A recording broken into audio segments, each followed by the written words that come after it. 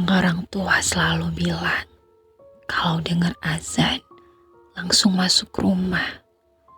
Bukan karena gelap, tapi karena ada sesuatu yang sudah mulai keluar.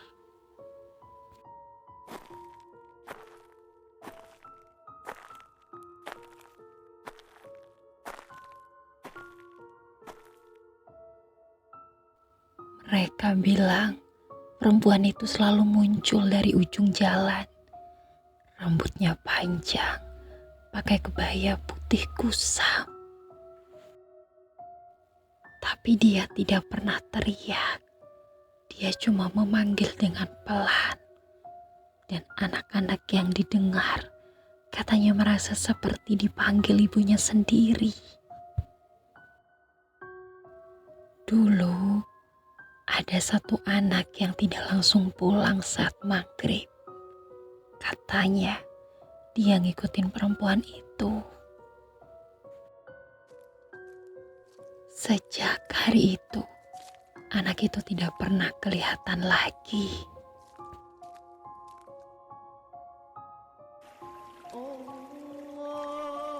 Sekarang maghrib telah tiba dan aku mendengar langkah kakinya. Tapi aku melihat anak-anak kecil di sini masih asik bermain. Aku takutnya perempuan itu telah datang.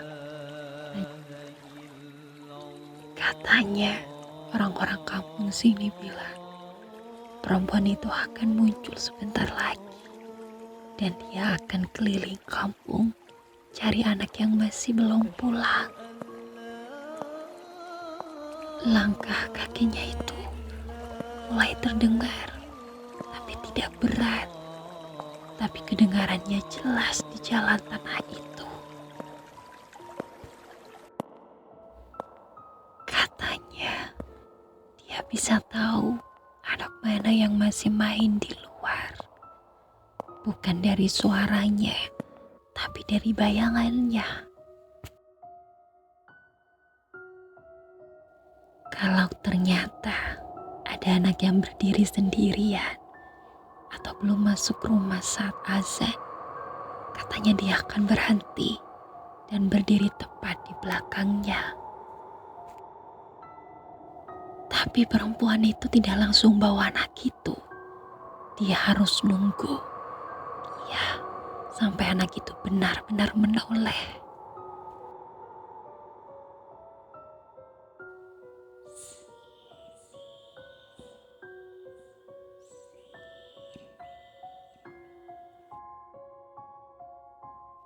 Makanya orang-orang kampung sini selalu bilang, jangan pernah menengok dan jangan pernah dijawab kalau perempuan itu memanggil namanya. Dan kalau maghrib sudah datang, pintu rumah harus ditutup atau dikunci. Tapi selama kamu di dalam rumah, dia cuma bisa lewat di depan. Tapi kalau pintunya terbuka, dia tahu kalau kamu belum aman. Sekarang suara langkahnya mulai menjauh. Itu tandanya dia sudah menemukan anak lain. Tapi kadang-kadang dia belum benar-benar pergi. Ada malam-malam tertentu di mana dia katanya kembali lagi. Tapi bukan buat nyari anak, tapi buat pastiin tidak ada yang mengintip. Itu bukan angin. Dia lagi berdiri di depan rumah. Dia gak bisa masuk selama kamu diam. Ya, kamu diam saja. Dia gak akan bisa masuk. Karena dia yang ditunggu, bukan pintu terbuka. Dia hanya menunggu kalau kamu memanggil namanya. Tapi tenang, kita nggak akan memanggil siapa-siapa. Biarkan dia lewat saja. Sekarang suara langkah kakinya makin jauh. Dan itu tandanya dia sudah meninggalkan rumah ini. Tapi nanti, kalau kamu mendengar suara anak kecil nangis di luar, tolong jangan dibuka pintunya. Itu bukan anak kecil. Itu caranya supaya biar ada yang keluar. Ya, semacam ingin memancing.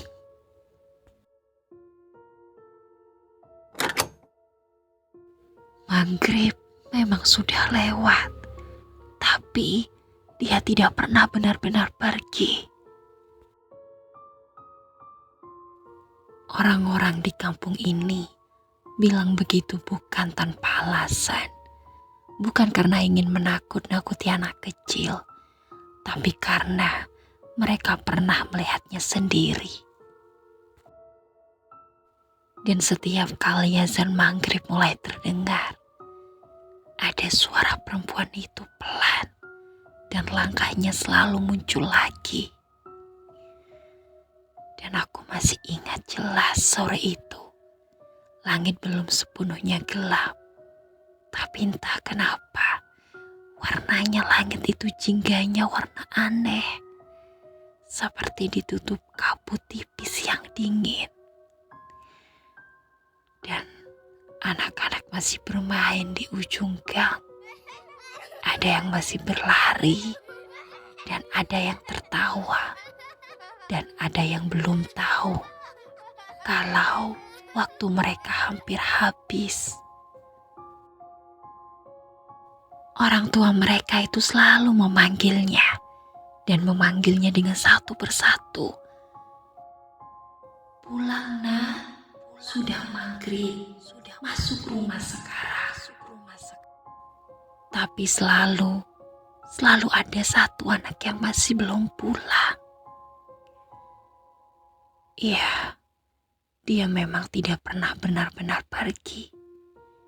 Dia itu sedang berkeliling, mencari anak yang belum dipanggil.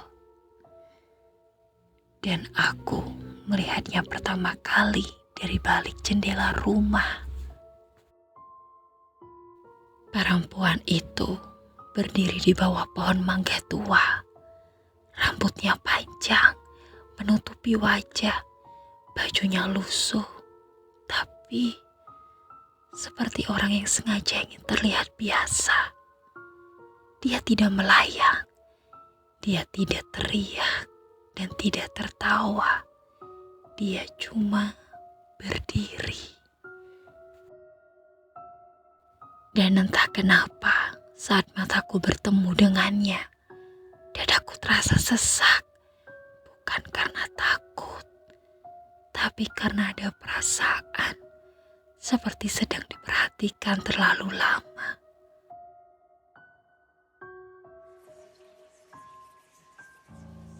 Seperti dia tahu aku melihatnya.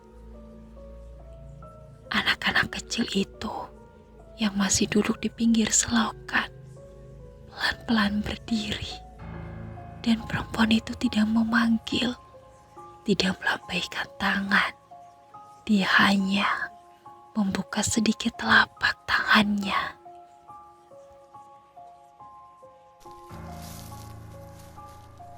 Anak itu lalu berjalan mendekat. Langkahnya pelan, wajahnya kosong seperti sedang tidur sambil berjalan.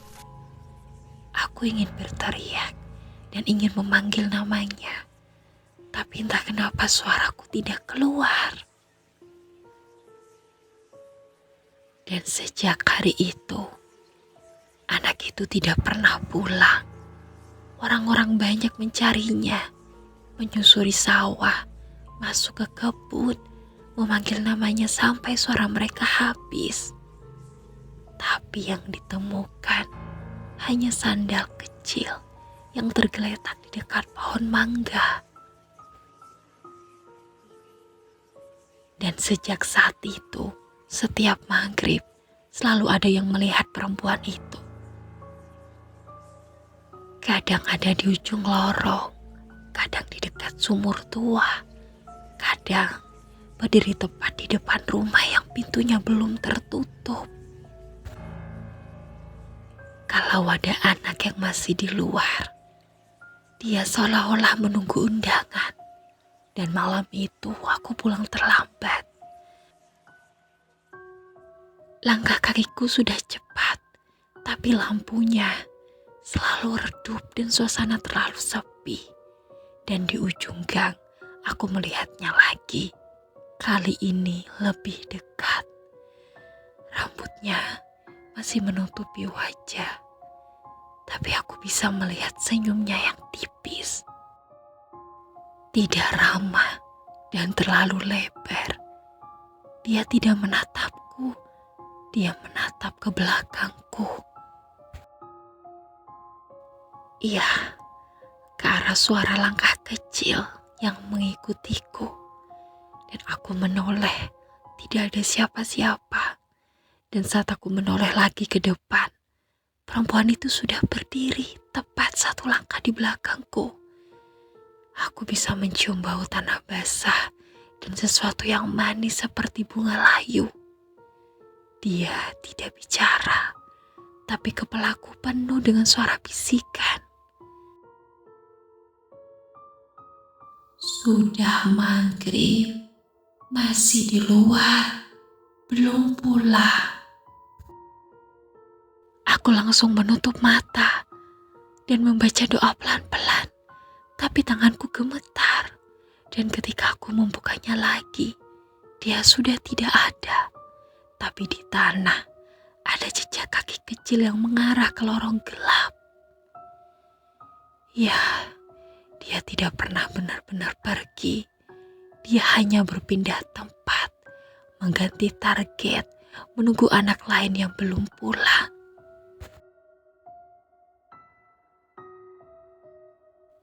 Dan sekarang, kalau kamu mendengar cerita ini saat maghrib, kalau di luar masih ada anak yang bermain, pastikan pintumu tertutup dan pastikan mereka sudah pulang. Karena kalau tidak, dia mungkin sedang berdiri di ujung